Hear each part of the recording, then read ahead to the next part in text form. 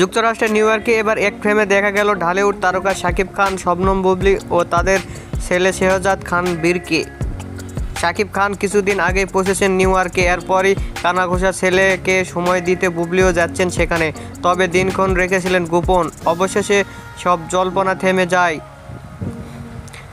যেখানে একসঙ্গে দেখা যায় এই তিনজনকে। সামাজিক যোগাযোগ মাধ্যমে ছড়িয়ে পড়া ছবিতে দেখা যায় একটি কালো গাড়ি থেকে একসঙ্গে নামছেন শাকিব, বীর ও বুবলি। শাকিবের হাত ধরে হাঁটছেন ছোট্ট বীর, পিছনে হাঁটছেন মা বুবলি। দৃশ্যটা নেহাত পারিবারিক, চোখে মুখে প্রশান্তি আর ছেলের প্রতি মায়া।